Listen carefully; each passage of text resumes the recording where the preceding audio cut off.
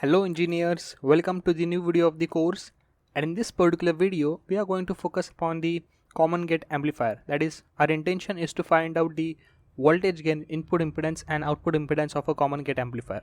So before coming to this particular configuration of common gate amplifier, I would quickly like to revise the things that we had already seen in case of previous section. So in the previous section we saw that our MOSFET can be operated in three different ways. That is, you can operate MOSFET as a common source amplifier, common gate amplifier and common drain amplifier, and these were the few of the points that we discussed. So we had already seen common source amplifier, we had solved one numerical, and then we had also simulated that particular numerical onto the LTSpice software, and then we had verified this particular points which I had mentioned over here, right? So now, as of now, we are just focusing upon the common gate amplifier. This is what I had explained to you in case of common gate configuration. These are the points that we need to verify in this particular session. Okay, so let's start with the common gate configuration or common gate amplifier. Okay, now just by looking at this particular diagram or this particular figure, I know most of the students, they will say this is not a common gate amplifier. Why? Because you see over here you had clearly mentioned that gate terminal, it is grounded and it is common between source and drain, right? Now I know most of the students, they will say this particular terminal.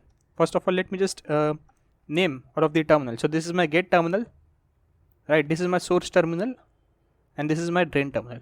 I know most of the students, they will say the gate is not grounded, right? The gate is not grounded. So let me just show the ground as well. Most of the students, they will say gate is not grounded.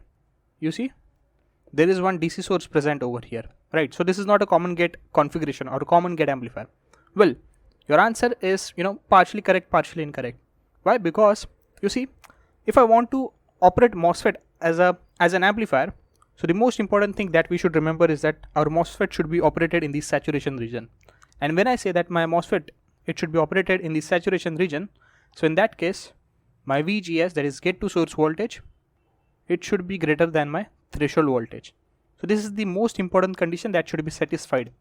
Okay, and this is what we are doing by connecting this particular DC source over here. So this VGG, it ensures that my MOSFET, it is greater than the threshold voltage. Okay, and the rest of the condition, since we are dealing with amplifier, okay, so we are expecting that our VDS, it is greater than VGS minus of VTH, so that our MOSFET operates in the saturation region. Okay, but just to satisfy this particular condition, we had connected this VGG. Okay, so this is during, or this will be applied during DC analysis, right? But what will happen during AC analysis? We all know during AC analysis, the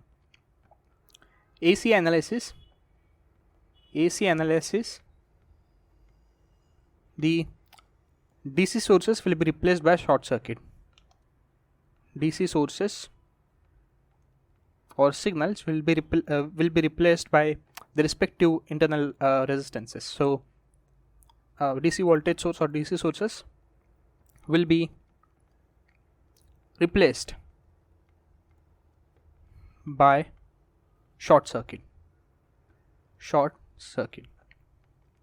Okay, so just look at this particular diagram.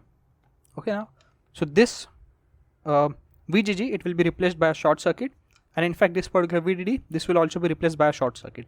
So this entire diagram will look something like this. See, getting my point? Now if you look very clearly, our gate is grounded, right? We are applying input signal between the gate and source. So let me just name this particular terminals first, so that you won't get confused over here. Gate, source. I'm intentionally not mentioning the terminals, not naming the terminals, so that you all guys should be getting acquainted with this particular terminals, right?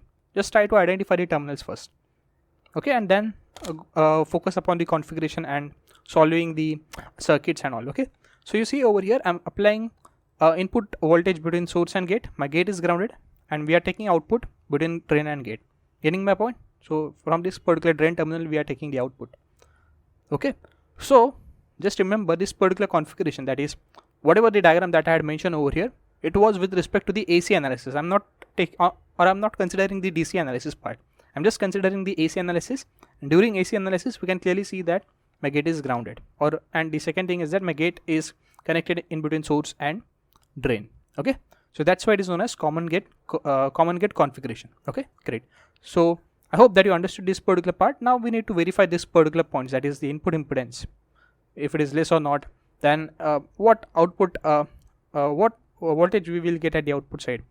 Okay, so these are the points that we need to figure out as of now. Okay, so for this to happen, we need to modify this particular diagram. I mean, we need to convert this particular diagram into its AC equivalent model. Okay, so let's go step by step.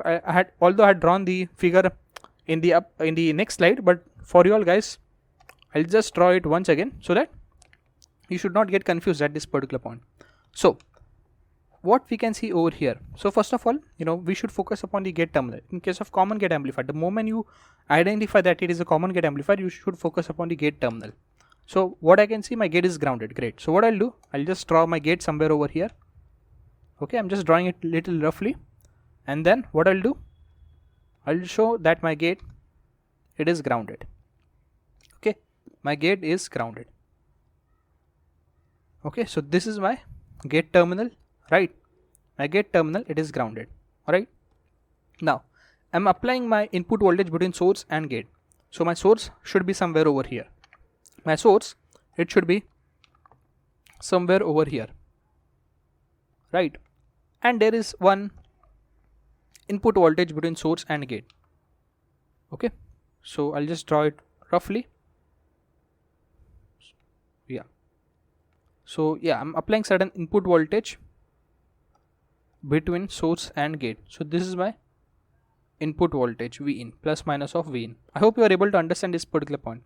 It's not a rocket science. We are just try to decode each and everything step by step. Getting my point. So this is my source terminal. This is my source terminal. Okay, great.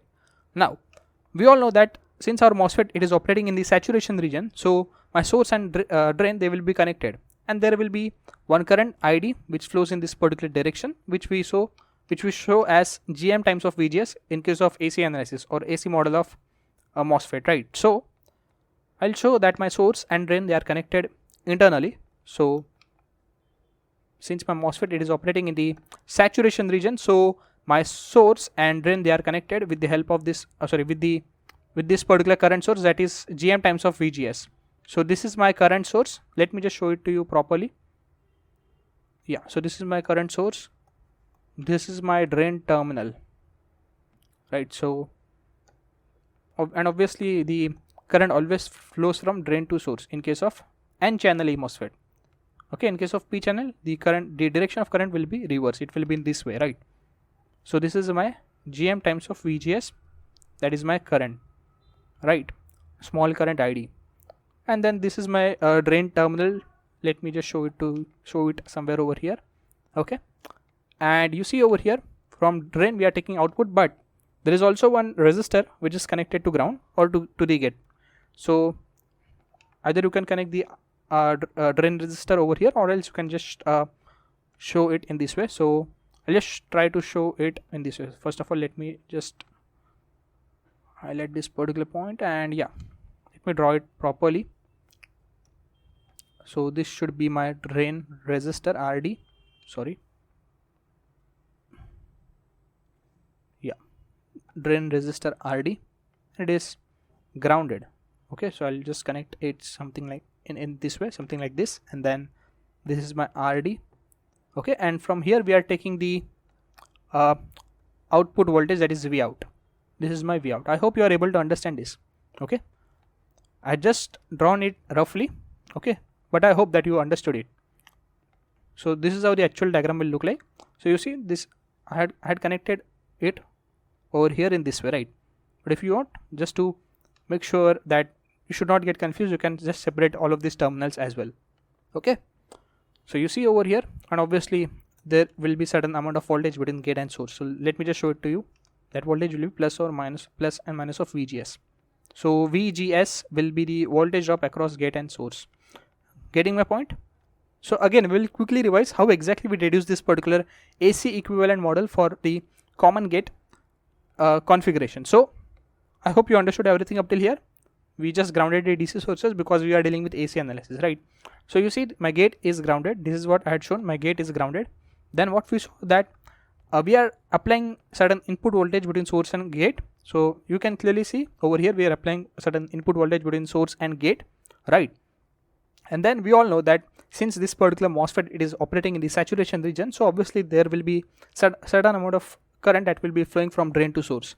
So this is what we show over here with the help of this particular current source, that is Gm times of VGS, which is your small current ID, right? And then it's pretty simple. From drain we are having one resistor RD which is connected to ground. So this is what we can see from drain. The RD is connected to ground, okay, and then we have this particular output voltage V out. Getting my point? Great. So I hope that you understood each and everything up till here. So this particular diagram, it will look something like this. Okay, great. If you want to modify, because I know most of the students, they are still not comfortable with this particular diagram, so you can modify this particular diagram like this way as well, right? Because you know, in fact, when I was also a student, I used to prefer this particular diagram, but it's up to you. Either you can go with this particular diagram or else you can go with this particular diagram. I will explain you this particular diagram as well, don't worry. See, first thing first, our gate is grounded, right? So if you could remember, in the common source amplifier, what we used to do, we used to first draw the gate terminal, then source terminal and drain, right? So we used to show gate terminal over here. Let me just name this particular terminals over here very quickly. So this is my gate terminal, this is my source terminal, and this is my drain terminal, right? So what we used to do, we used to draw the gate terminal, right? And gate is isolated from source and drain, so we used to show it somewhere over here. Then we used to draw the source terminal, right? And then we used to draw drain terminal, and then obviously since we are dealing with amplifier, so we used to show this particular GMVGS, the current source, right? So this is how we used to do, right? Now, since we are dealing with common gate amplifier, so we need to do certain modifications in this particular circuit diagram. Okay, so we all know that my gate terminal, it is grounded, right? My gate is grounded. So this is what I had done over here. Sorry, yeah, my gate is grounded. You see my gate terminal, it is grounded. Then obviously there will be certain amount of voltage drop between gate and source, which I am representing it with the help of VGS, right? And then you see I am applying certain input voltage between source and gate, or my gate is grounded directly. So what I can say is that my input voltage is present in between source and ground. Okay, instead of gate you can say ground as well, it's fine. So this is what I had shown over here. My input voltage, it is present in between source and ground. Okay, getting my point? It's pretty simple. Okay, it's not like a rocket science thing. Input voltage, it is present in between source and ground. Great. Now obviously, as I had mentioned, that we need to show this particular current source. Since our MOSFET, it is operating in the saturation region, Gm times of VGS, right? And from drain there is this particular resistor RD which is connected to ground, and we are taking output from drain terminal, right? You see over here we are taking output from drain terminal, and also there is one resistor connected between drain and ground, RD. I hope this particular part is clear, right? So it's up to you. Either you can go with this particular diagram, or else you can go with this one as well. Whichever finds easy to you, whichever is suitable to you, or whichever diagram you are comfortable with, you can go with that particular diagram. It's up to you. Okay, great. Now that we had deduced this particular AC equivalent model for common gate amplifier, now we just need to find out its input impedance, output impedance, and the voltage, overall voltage gain of this particular amplifier. So first thing first, as we do, we actually first try to find out the input impedance, right? So just pause this particular video over here and try to think what will be the input impedance of this particular circuit. Alright, I believe that you might have tried your best to find out the input impedance of this particular common gate amplifier, and I know most of the students, they will say, since they are quite acquainted or they are quite aware of the common source amplifier, so they will say the input impedance is infinite. Okay, and I'll say that this particular answer is absolutely wrong. Why?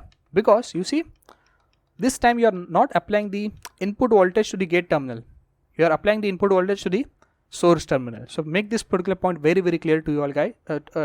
Make this particular point very clear in your mind. See, I'll just write it for you all guys. In case of common source amplifier, in CS amplifier, common source amplifier, we used to provide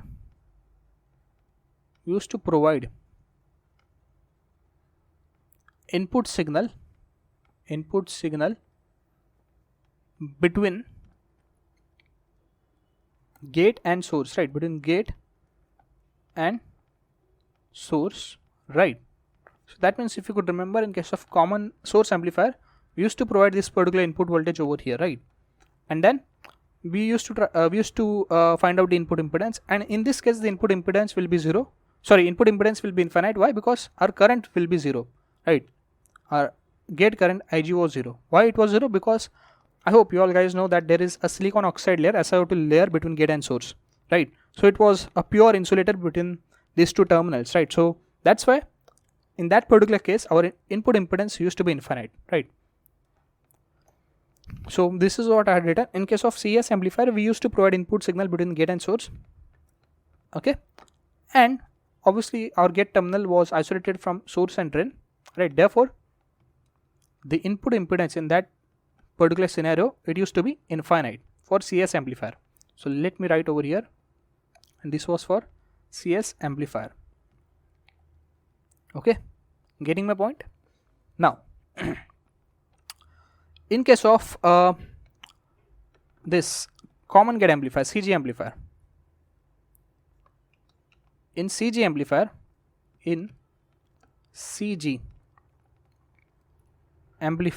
you see, in CG amplifier, we provide input signal between gate and source, right? But over here, let me just modify this particular sentence. In case of CS amplifier, we used to provide input signal at gate terminal. So let me modify this particular statement, at gate terminal, right? So that you should not get confused. At gate terminal,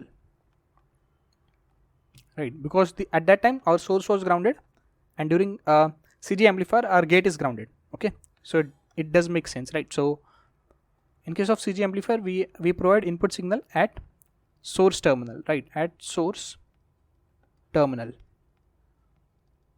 okay? Therefore don't worry, I will explain you this particular point once again. Input impedance won't be infinite in case of CG amplifier, okay? Yes. So I'll just draw the rough diagram of a common source amplifier. So this is my input signal for common source amplifier, right? This was my gate terminal, this is my source terminal, okay? So let me just show it to you. Yeah, this is my gate terminal, this is my gate terminal, this is my source terminal, and this is the input voltage that I am applying over here, right? And you see, between gate and source, obviously the source is grounded, right? So therefore you see the input impedance present between gate and source, it was nothing but it was the silicon oxide layer, and since it is a pure insulator, so therefore we used to say that the input impedance present over here, Rin, that is infinite, right? But you see, in case of common source amplifier, in case of common gate amplifier, you see we are providing input voltage between source and ground, and essentially our gate is grounded. That's different scenario. But you see, this time obviously there is certain amount of current that flows in this way. So let's assume that this particular current is Is. Let's assume that this particular input current, so I'll write it as this, whatever that input current is. So this is my input current, which is equivalent to the source current, right? So you see, this time there is some amount of input current that is flowing in this way, right? And this input current, it is not equivalent to 0. Why? Because you see my source is connected to drain, right? Whereas my source is not connected to gate, but surely it is connected to drain. In case of common source amplifier, my gate wasn't connected to source, neither it was connected to drain, and that's the reason that my input impedance was infinite, okay? Whereas you see in case of common gate amplifier, my source, it is not connected to gate, but it is connected to drain. That's why we can say that there is some amount of current that flows from source to drain, okay? I know as I had mentioned over here, the current flows from drain to source. We'll come to that particular point as well, don't worry. But just try to understand that in case of common source amplifier, the Rin used to be infinite because the Ig, the gate current, used to be 0, okay? So gate current Ig was 0. Ig it used to be 0, right? Okay. In case of common gate amplifier, we have some current input current, that is Is, which is not equivalent to 0. It can be 1 milliampere, it can be 0.11 milliampere, it can be 10 milliampere, it can be anything, but surely it can't be 0. Getting my point? Great. Okay.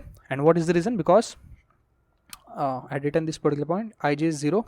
Okay. And in this case, your Is, which is equivalent to I in, it is not equivalent to 0 milliampere or 0 ampere, whatever you want to write. So that's the reason that your input impedance, it won't be infinite. Getting my point? See, we are discussing each and every point step by step. I know I'm taking a lot of time to explain you this particular concept, but believe me, it will help you to understand the MOSFETs in detailed way. Great. Now that you have understood this particular point, that the input impedance for a common gate amplifier, it won't be infinite, so we can easily crack down the input impedance just by applying the Ohm's law. Okay. What we know in case of Ohm's law is V is equivalent to I times of R. So in our case, our input voltage, it should be equivalent to input current times of input resistance R in or Z in. Okay, as I had mentioned, you can term R in as Z in as well. So what should be my R in? So my R in should be, that is my input impedance, it should be equivalent to the voltage that we are providing, input voltage, divided by the input current I in. Great. I hope everything is crystal clear up till here. Now let's try to decode each and everything step by step. What will be my input voltage? I know the input voltage is the voltage that we are applying. That's simple thing, but just by looking at this particular circuit, what you can conclude? See, can we try to apply KVL in this particular loop? See, in this way, right from gate terminal, right, to source and then to ground, something like this. Can we apply? Surely you can apply KVL in this loop. If you are if you are unable to understand this particular diagram, you can go with this one as well. Don't worry. See, this is my input voltage. I'm applying KVL between source and gate. You can apply KVL in this way. So when I do this, what I can get, what I will get, plus of V in plus of VGS is equivalent to 0, right? Similarly, you see over here, this is 0. So minus of VGS, this is plus minus of Vn is equivalent to 0. Getting my point? So let me just write over here. Either you prefer to go with this diagram, or else you can prefer to go with this particular diagram. Once if you go with this diagram, so what you will get? See, I'll just mention this particular point very quickly. In this way, I'll apply KVL between source and gate. So what I have is V in plus of V in, right, plus of VGS is equivalent to 0. As I had mentioned that you should always consider the opposite sign. See, sorry, I'm moving in this particular direction. I'll explain you this particular point, because it might happen that you might apply KVL in the other way around. Okay, or some students or some professors, they have habit to take the first sign that they encounter while applying the KVL, but I have certain different rules. I'll take the opposite sign. So since I'm moving in this particular direction, so I'll consider plus of V in. Okay, so plus of V in, then I move in this particular direction, then I'll consider plus of VGS, and that is equivalent to 0, right? Okay, so this is equivalent to 0. So what I can say is that my V in is equivalent to minus of VGS. Okay, based upon this particular circuit diagram, if you are comfortable with this one. Else, if you are comfortable with this one, you can apply KVL in this particular loop as well. So you see this is 0. So yeah, minus of VGS, as I had mentioned that I'm applying KVL, and during that process I will always consider the opposite sign. So minus of VGS, okay, then I'm moving in this particular direction. So minus of V in is equivalent to 0. So what I can say is that my V in is equivalent to minus of VGS. So you see, with both of this particular diagram, we are getting the same result. Okay, so you can go with this one, or else you can go with this one. Okay, so for simplicity, I'll just consider this particular diagram. Okay, let me erase each and everything that I had drawn over here. Yeah, so just for your understanding purpose, like whenever you will refer the PDF, you should not get confused. So I'll just copy this particular diagram and I'll just paste it somewhere over here. So let me move it somewhere over here. Okay, and what I'm doing, actually I'm applying KVL in this particular way or in this particular direction, right? So applying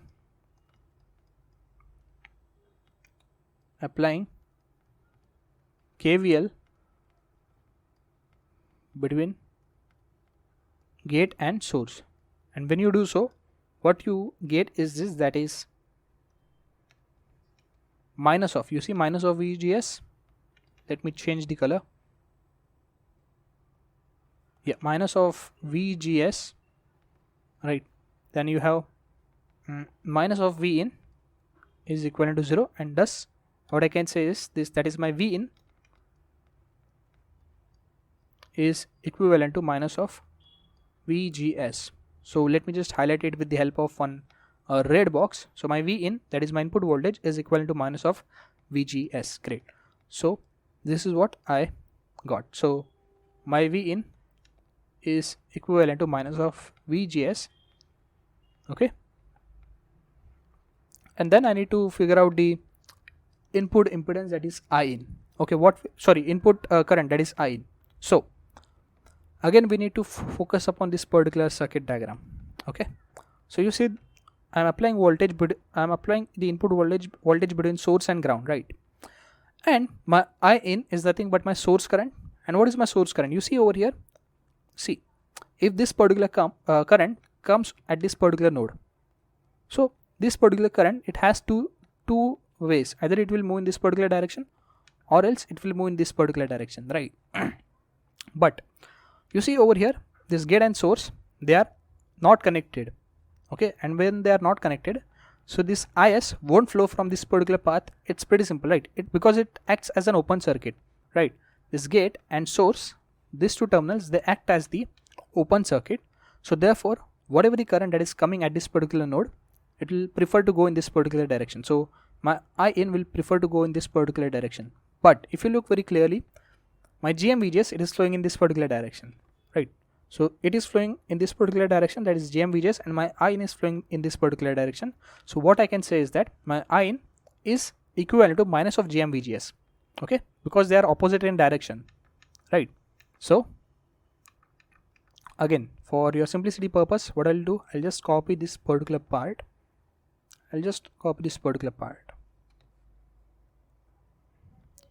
So yeah, sorry, let me add a few slides over here.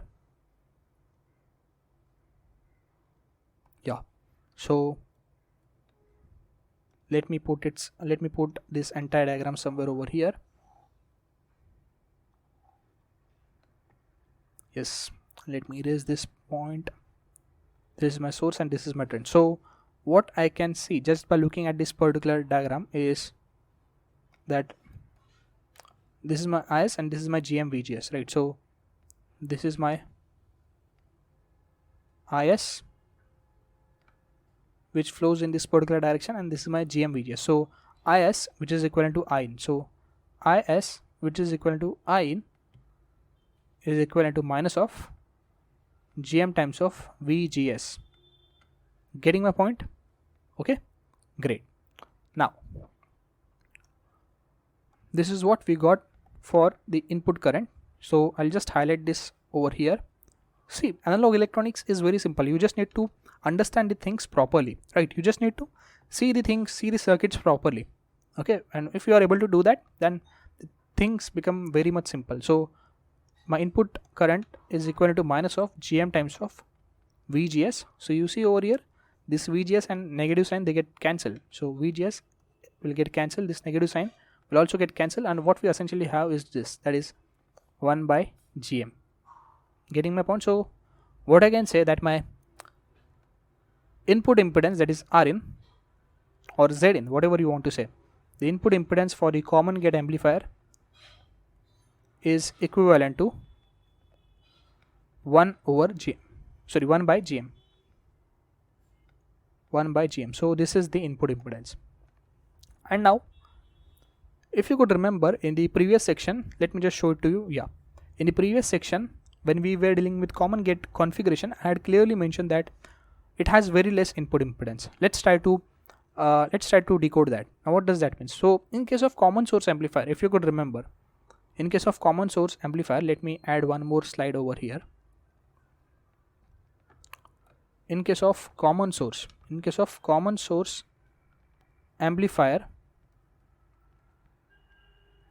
the input impedance Rin used to be infinite. Ideally speaking, Rin used to be infinite, but practically, if you could remember, we had solved one numerical, and in that case the input impedance was around 7.5 mega ohms. So practically speaking, the input impedance for the common source amplifier, it was in mega ohms, right? It was in mega ohms, right? Now let's try to decode the input impedance for the common gate amplifier. So in case of common gate amplifier, we are getting input impedance as 1 over gm, okay, 1 over gm, and we all know the value for gm, it is very, very small. So let's assume for time being it is 1 millimos, right? And if you try to solve this, so it will be around 1 kilo ohms for CG amplifier. We had just taken a random number, okay, just to understand what is the input impedance for common gate amplifier. So you see over here, in case of common gate amplifier, the input impedance is 1 kilo ohm, but in case of common source amplifier, the input impedance is, let's suppose, 1 mega ohm. So you see there is a difference of 1000, right? There is a gain of 1000, right? So the CG amplifier has input impedance which is less by 1000 as compared to the common source amplifier. Getting my point? So in case of common source amplifier, the input impedance is in mega ohms, okay. In case of common gate amplifier, the input impedance is in kilo ohms or even less than that. It depends upon the value of gm, okay. Ideally speaking, Rin is closer to 0, not exactly 0, it will be closer to 0 ideally, but practically we will get some amount, maybe 500 ohms, 1 kilo ohms, 2 kilo ohms, right? But as compared to common source amplifier, it is very, very less, it's negligible. And I had already mentioned this particular point, and I will keep on mentioning this particular point, that whenever you are designing any sort of amplifier, the input impedance, it plays a very, very crucial role. If your input impedance is as high as possible, then that amplifier can amplify the input signal very properly, okay. But this is the major drawback you get in case of common gate amplifier, which I had mentioned over here as well. See, drawback, that the input impedance is very, very less in case of common gate amplifier, right? And this is what we had seen over here, or we had concluded just by comparing these two amplifiers. Getting my point? I hope that you are able to understand each and every point that we are discussing as of now. Great. Now that we had focus upon the input impedance, so now we can easily try to find out the output impedance. And for that, what do we need to do? Just need to short the input voltage, right? We just need to put input voltage as 0 volts, okay. And when we do so, our VGS also becomes 0, right? Because you see my V in, where it is, my V in is equivalent to minus of VGS. So if my V in is 0, so my VGS becomes 0, and my VGS, if it becomes 0, sorry, where it is, just a second, yeah, if my VGS it becomes 0, so my output impedance, that is R out or Z out, becomes RD. So for that, to show that, what I'll do, I'll again consider this particular diagram only. I copied that, so I'll just copy once again, Control C and Control V, yeah, and let me move it somewhere over here. Let me erase this, it's not required now. Yeah, you see what I'll do, I'll just short the input voltage, okay. You need to put V in as 0 whenever you need to find out the output impedance, right? So my V in is 0. Let me just write over here, my V in is 0, right? And what we know is my V in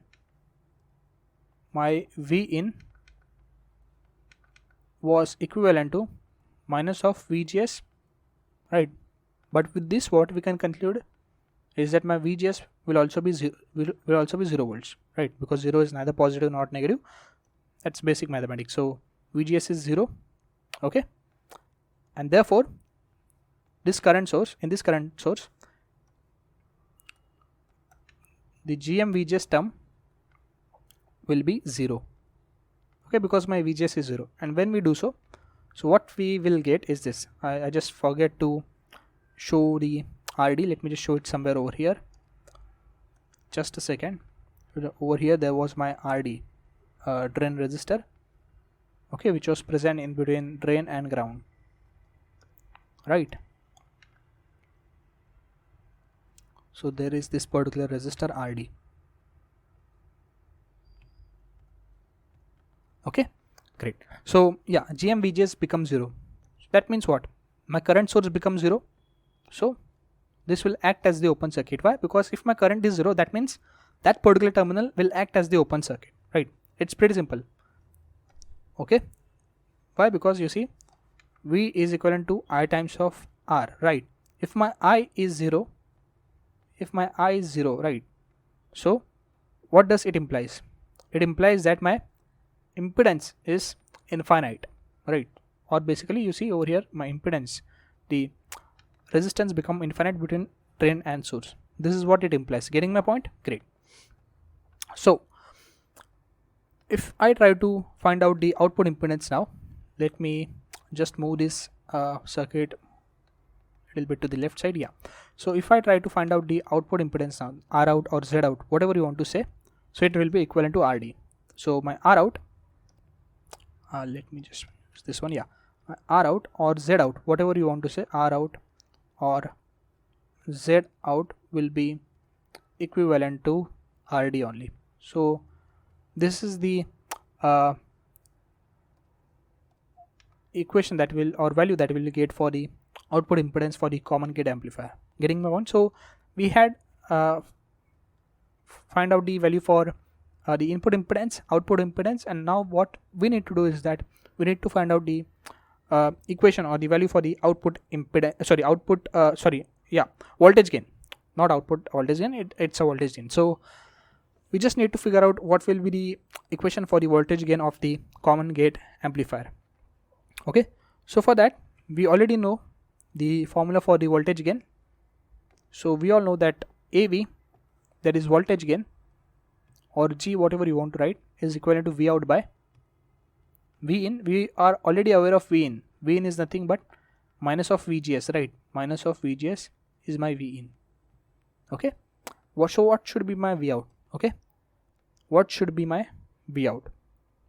So it's pretty simple. Just a second, let me just copy the output terminal part. Yeah, so let me just copy this particular part.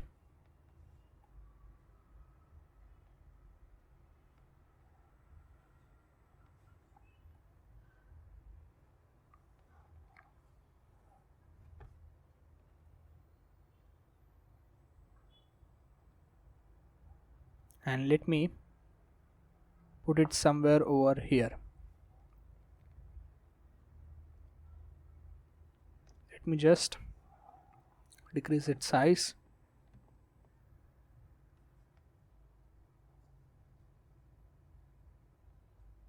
Yeah. So you see over here, what will be my V out? Either you have two ways to go in this particular equation to find out this particular equation, or else you can directly go with Ohm's law, that is V out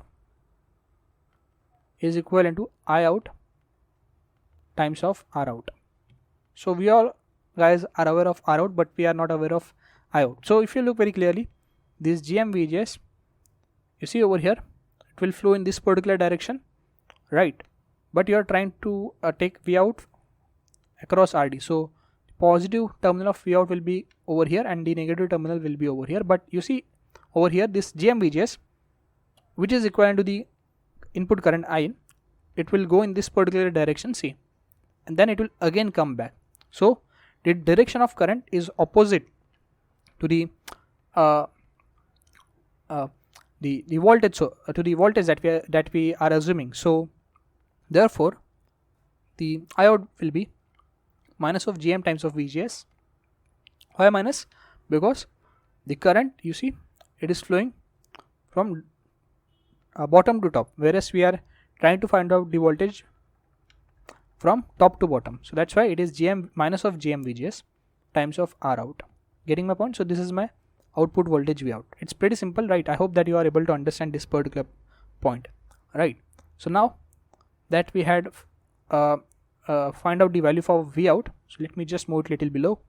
Let me just highlight this particular part with a red box, and then yeah, so this will be Vout will be minus of GM VGS, and what is my Rout? Rout is nothing but RD, right? See, Rout is nothing but RD, right? So minus of GM times of minus of GM VGS times of RD. So you see this minus of VGS will get cancelled, and what we essentially have is this, that is my voltage again AV is equivalent to GM times of RD. Okay, now if you could remember, in the common gate configuration I had clearly mentioned that the phase shift between the input and output signal, it will be 0 degrees. Okay, and yeah, where it is, yeah, provide 0 degree phase shift between input and output signal, right? So this is how it will look like if I'm providing the input signal.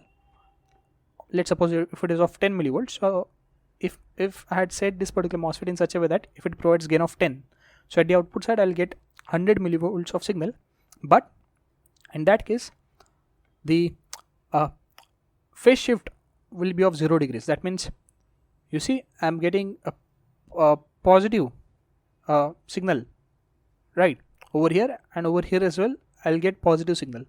But the case was different in case of common source amplifier. You see, yeah, over here I had shown over here, if I'm providing this kind of signal, I used to get inverted signal at the output side. In fact, you can see over here as well, I had just attached the screenshot.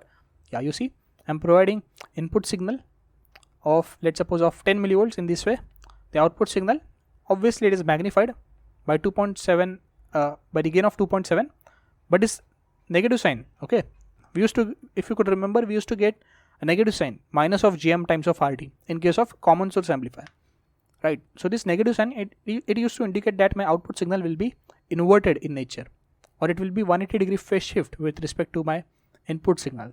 But in case of common gate amplifier, we won't get inverted signal, and this was the most important significance of this particular common gate amplifier, and which we can see over here as well. You see, we are not getting a negative sign over here, right?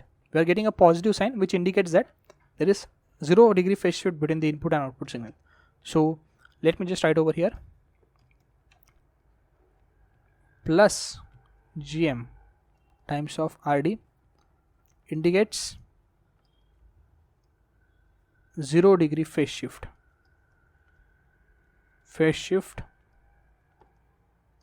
between input and output signal. Getting a point? That means the output signal won't be inverted in nature. That is,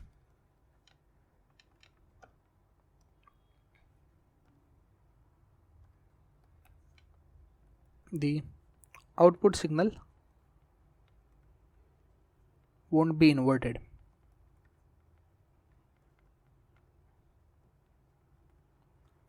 Okay, so I really hope that you understood each and every point that we had discussed in case of common gate amplifier. Okay, but still, if you have any doubts, if you are facing any difficulties anywhere, it's my request to you all guys that you please make sure to ask those particular doubts in the communication section, or maybe in the comment section of YouTube video, because I'll be posting this video on my YouTube channel as well. So make sure that you ask those particular doubts in that particular respective section, and I will be happy to help you out there. So thank you for listening patiently. I'm ending this video over here. Thank you.